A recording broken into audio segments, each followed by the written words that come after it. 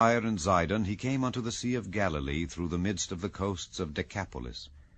And they bring unto him one that was deaf, and had an impediment in his speech, and they beseech him to put his hand upon him. And he took him aside from the multitude, and put his fingers into his ears, and he spit, and touched his tongue. And looking up to heaven, he sighed, and saith unto him, Ephphatha, that is, be opened. And straightway his ears were opened, and the string of his tongue was loosed, and he spake plain. And he charged them that they should tell no man. But the more he charged them, so much the more a great deal they published it, and were beyond measure astonished, saying, He hath done all things well. He maketh both the deaf to hear, and the dumb to speak. Chapter 8. In those days, the multitude being very great, and having nothing to eat, Jesus called his disciples unto him, and saith unto them, I have compassion on the multitude, because they have now been with me 3 days, and have nothing to eat. And if I send them away fasting to their own houses, they will faint by the way, for divers of them came from far. And his disciples answered him, From whence can a man satisfy these men with bread here in the wilderness? And he asked them, How many loaves have ye? And they said, 7. And he commanded the people to sit down on the ground. And he took the 7 loaves, and gave thanks, and brake, and gave to his disciples to set before them. And they did set them before the people. And they had a few small fishes, and he blessed, and commanded to set them also before them. So they did eat, and were filled.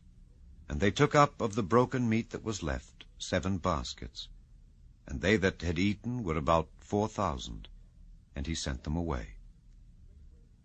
And straightway he entered into a ship with his disciples, and came into the parts of Dalmanutha. And the Pharisees came forth, and began to question with him, seeking of him a sign from heaven, tempting him. And he sighed deeply in his spirit, and saith, Why doth this generation seek after a sign?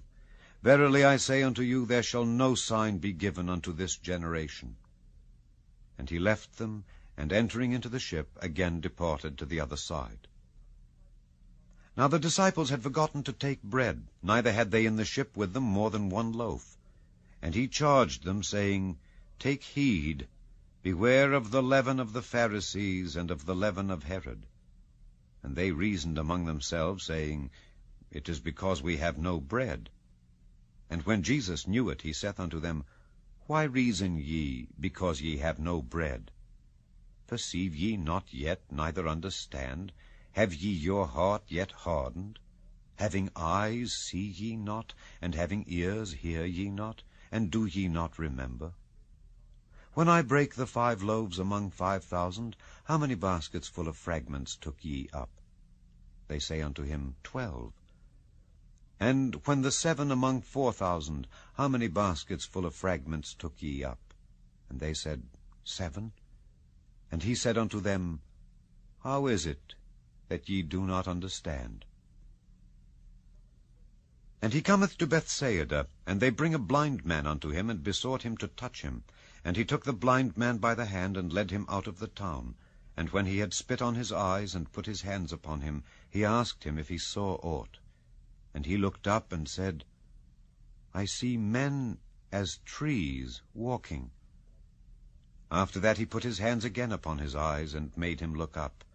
And he was restored, and saw every man clearly. And he sent him away to his house, saying, Neither go into the town, nor tell it to any in the town. And Jesus went out, and his disciples, into the towns of Caesarea Philippi. And by the way he asked his disciples, saying unto them, Whom do men say that I am?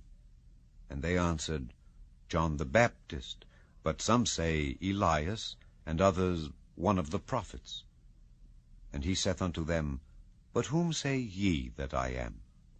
And Peter answereth and saith unto him, Thou art the Christ. And he charged them that they should tell no man of him. And he began to teach them that the Son of Man must suffer many things, and be rejected of the elders and of the chief priests and scribes, and be killed, and after 3 days rise again. And he spake that saying openly. And Peter took him and began to rebuke him. But when he had turned about and looked on his disciples, he rebuked Peter, saying, Get thee behind me, Satan, for thou savorest not the things that be of God, but the things that be of men. And when he had called the people unto him with his disciples also, he said unto them, Whosoever will come after me, let him deny himself, and take up his cross, and follow me. For whosoever will save his life shall lose it, but whosoever shall lose his life for my sake and the gospel's, the same shall save it. For what shall it profit a man, if he shall gain the whole world, and lose his own soul? Or what shall a man give in exchange for his soul? Whosoever therefore shall be ashamed of me and of my words in this adulterous and sinful generation, of him also shall the Son of Man be ashamed, when he cometh in the glory of his Father with the holy angels. Chapter 9. And he said unto them, Verily I say unto you, that there be some of them that stand here, which shall not taste of death till they have seen the kingdom of God come with power. And after 6 days Jesus taketh with him Peter and James and John, and leadeth them up into an high mountain apart by themselves. And he was transfigured before them, and his raiment became shining, exceeding white as snow, so as no fuller on earth can white them. And there appeared unto them Elias with Moses, and they were talking with Jesus. And Peter answered and said to Jesus, Master, it is good for us to be here, and let us make 3 tabernacles, one for thee, and one for Moses, and one for Elias. For he wist not what to say, for they were sore afraid. And there was a cloud that overshadowed them, and a voice came out of the cloud, saying, This is my beloved Son,